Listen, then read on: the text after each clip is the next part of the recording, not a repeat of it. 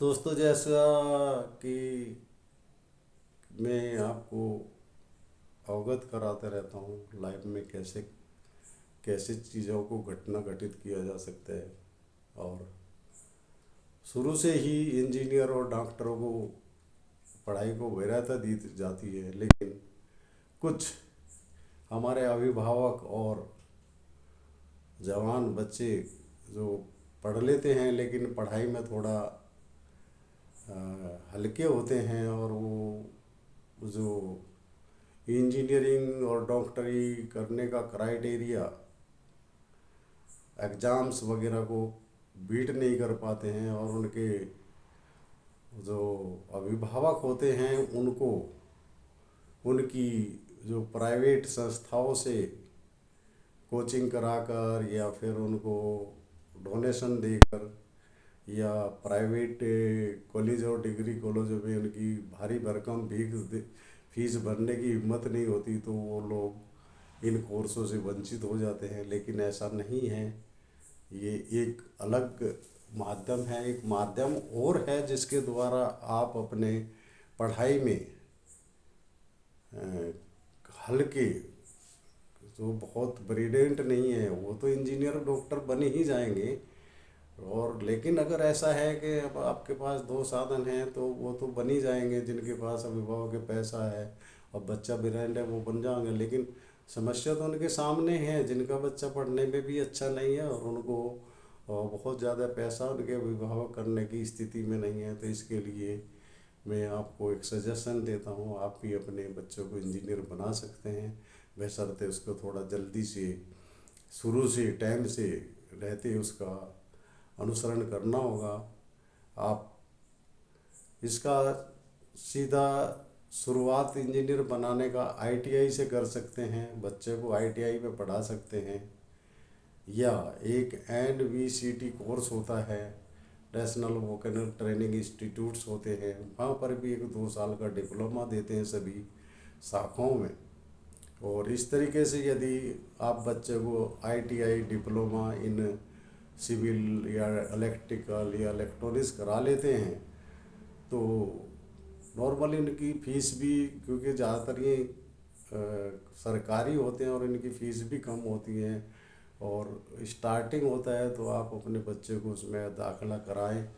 और उसके बाद आपका जब बच्चा उसको पास कर लेगा तो डिप्लोमा के सरकारी संस्था में डिप्लोमा में उसका एडमिशन सेकंड ईयर में हो जाएगा, और फिर वो अगले सेकंड ईयर और थर्ड ईयर करके 2 साल में फिर डिप्लोमा प्राप्त कर लेगा।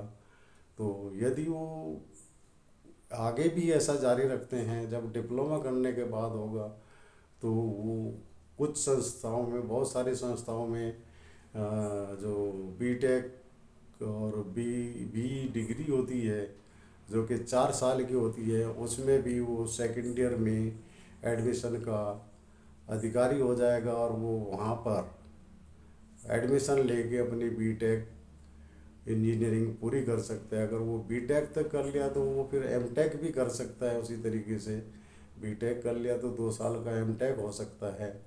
और यदि इसी बीच में उसको अपनी किसी नौकरी का भी कहीं पर सरकारी व्यवस्था में उसको एंट्री मिल जाती है तो वो वहाँ पर भी और डिस्टेंस लर्निंग जैसे इंदिरा गांधी ओपन यूनिवर्सिटी से अपना कोर्स करके, और वहाँ पर यदि एनवीसीटी है तो वो वहाँ से डिप्लोमा कर सकता है, और जब वो डिप्लोमा प्राप्त कर ले उसको डिप्लोमा को सबमिट कर देगा अपने डिपार्टमेंट में, तो उसको बाकायदा प्रमोशन मिल जाएगा। उसी तरीके से फिर वो अपनी बीटेक भी कर सकता है, और बीटेक करने के बाद उसको सबमिट करेगा तो ऑफिशियली उसको उसका डिपार्टमेंट सारी योग्यताएं जो बाद में जमा करेगा उसको कंसाइडर करेगा, और उसके अनुसार उसको जो उस विभाग में उसकी तनख्वाह, उसका प्रमोशन सब होगा।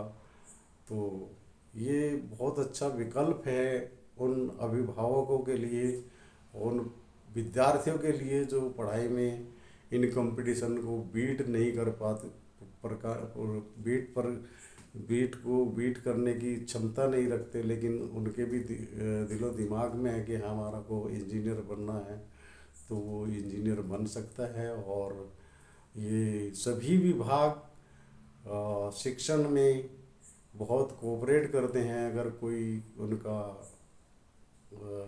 कर्मचारी अपनी शिक्षा को आगे बढ़ाना चाहता है तो उसके लिए वो छुट्टी भी मिलती है, पैसा भी देते हैं, फीस भी दे देते हैं, उसमें पूरा सहयोग करते हैं।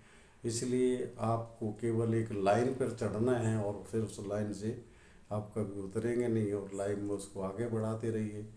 तो बहुत बहुत धन्यवाद। वीडियो को लाइक और शेयर कीजिए, अपने साथियों को नोटिफिकेशन भेज के शेयर कराइए, सब्सक्राइब करिए। धन्यवाद।